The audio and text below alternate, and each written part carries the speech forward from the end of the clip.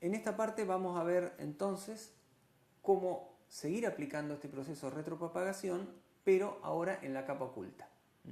Ahora se empieza a complicar un poco más la cosa.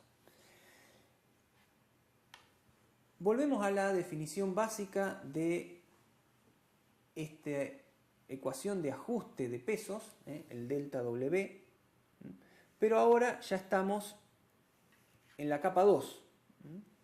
Parece lo mismo que teníamos antes, pero ha cambiado el superíndice. Fíjense que ahora tenemos un gradiente de error local instantáneo para la capa 2, y como entrada a la capa 2 tenemos lo que son las salidas de la capa 1, que todavía no son las entradas de toda la red. Tendríamos que ir una capa más atrás todavía. O sea que con esta ecuación básica, lo que tenemos que hacer es encontrar cuánto vale el gradiente de error local instantáneo para este caso. Así que nuevamente vamos a reemplazar. ¿Se acuerdan que la primera parte o la última de las derivadas parciales que teníamos correspondía a la derivada de la función sigmoidea? Así que esa parte del gradiente de error local instantáneo ya la tenemos resuelta, y nos queda, como siempre, la derivada del criterio de error que definimos, el error cuadrático medio que estaba al final de todo, respecto de la salida de la neurona J en la capa 2. Observen que no estamos tan cerca, cada vez estamos más lejos de la salida final de la red. Este error lo estamos midiendo en la capa de salida, pero ahora queremos derivar con respecto a la capa oculta, no con respecto a la capa de salida. O sea que tenemos que atravesar la capa de salida y la capa oculta para poder encontrar eso. Así que vamos a tener ahí el criterio de error cuadrático, recuerdan.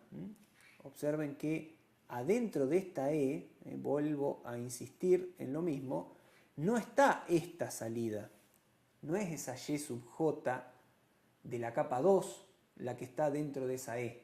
La que estaba dentro de esta E era la Y sub J de la capa 3, que se restaba con la salida deseada.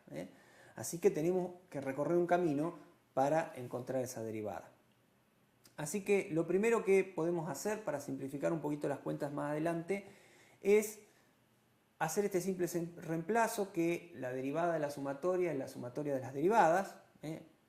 Nada más que eso hicimos, sacamos el 1 medio afuera y la sumatoria sobre los k. Fíjense que ahora k le estamos llamando, para no confundirnos con el j que es en la capa en la que estamos parados, que es la capa oculta, le estamos llamando k al índice que recorre las neuronas de la capa de salida, para no confundir con j, que es el índice que recorre las neuronas de la capa que nos interesa.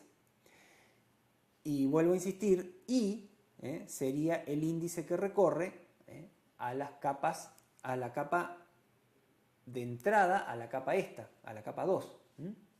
Así que tenemos I, J, K. I es la salida de la capa anterior, o sea, la entrada a la capa actual.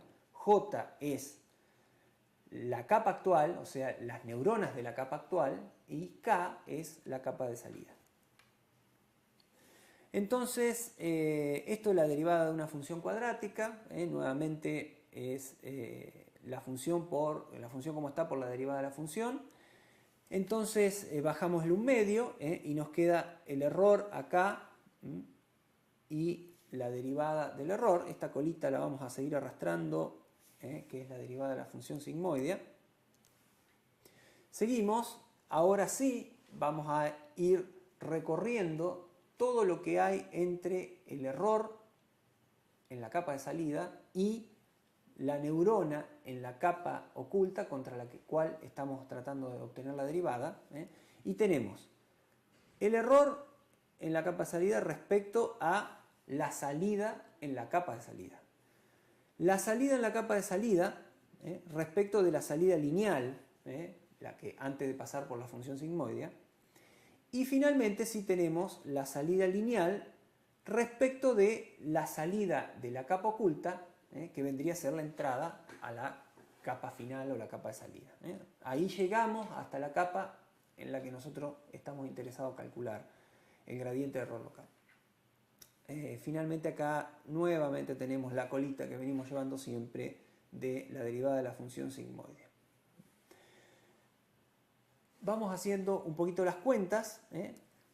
Fíjense que acá en esta primera parte tenemos el error, el simple error. Esto ya lo habíamos hecho antes. Le vamos a tener que sacar la derivada a esto.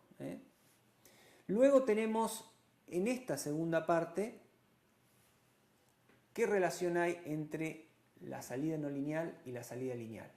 La derivada de la función de activación. Así que bueno, ya sabemos cómo es la formulita de la derivada de la función de activación. 1 medio por 1 más y por 1 menos y. La reemplazamos directamente. Observen que esta es la función de activación de la capa de salida y esta colita que tenemos al final es la función, la derivada de la función de activación de la capa en la que estamos parados, o sea, en la capa oculta. Estamos acumulando dos ahí. Y lo otro que nos queda es esta última derivada, que es simplemente la derivada de los pesos que ponderan a las entradas. O sea que para obtener la salida lineal de la capa 3, yo lo que hago es multiplicar los pesos de la capa 3 por la entrada a la capa 3, que viene a ser la salida de la capa 2. Entonces, y que viene a ser, por supuesto, respecto de lo que estamos queriendo derivar en última instancia, ¿no? Así que bueno, esto está bastante directo, son cuentas muy parecidas a las que hicimos antes. Como vimos, acá tenemos la derivada de esto, nos va a dar este menos 1, que está puesto ahí explícitamente para aclarar. La derivada de esta segunda parte era la derivada de la función de activación en la última capa. Y la derivada de esta parte es nuevamente lo mismo que ya nos pasó antes. Tenemos una sumatoria con muchos términos.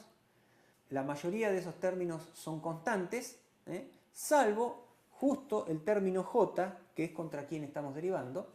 Y por lo tanto, es la constante que está delante de la variable contra la que estamos derivando, es lo que nos queda acá.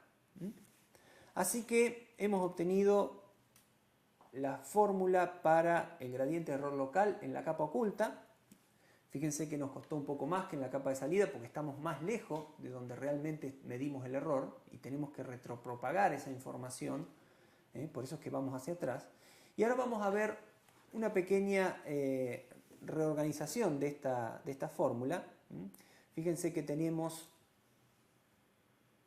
es la misma ecuación que teníamos antes, nada más que metimos acá la derivada de la función sigmoidea en la capa de salida.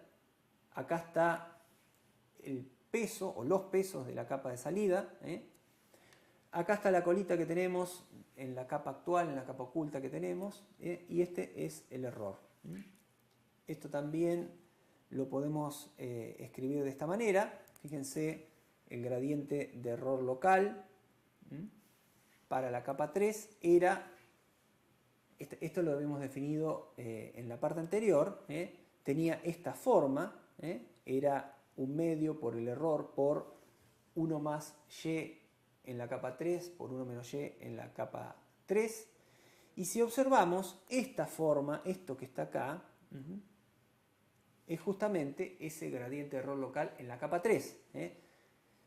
Para que no se pierdan, ubiquémonos que estamos calculando el gradiente de error local instantáneo en la capa 2. Pero vemos que en la fórmula del gradiente de error local instantáneo de la capa 2 está metido el gradiente de error local instantáneo de la capa 3. Entonces lo que podemos hacer es reemplazarlo directamente. Y acá viene una cuestión clave. Este reemplazo es el corazón, se podría decir, del método de retropropagación. Es lo que lo permite hacerlo de manera más eficiente y simplificar el cálculo, pero que además tiene un contenido conceptual muy importante. Observen lo que tenemos en esta parte. Tenemos un promedio ponderado del gradiente de error local en la capa 3. Este es el gradiente de error local en la capa 3 y es como que lo estamos pasando por los pesos de la capa 3. O sea que estamos haciendo que el gradiente de error local de la capa 3 pase a través de los pesos que unen la capa 3 con la capa 2. O sea que estamos haciendo pasar el gradiente de error local de la capa 3 de atrás para adelante, desde la salida hacia la capa oculta. Y por eso es que hablamos de retropropagación.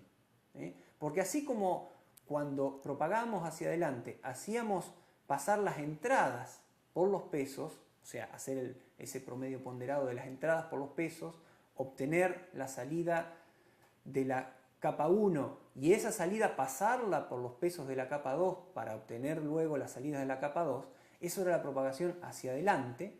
Ahora estamos haciendo casi lo mismo, pero hacia atrás.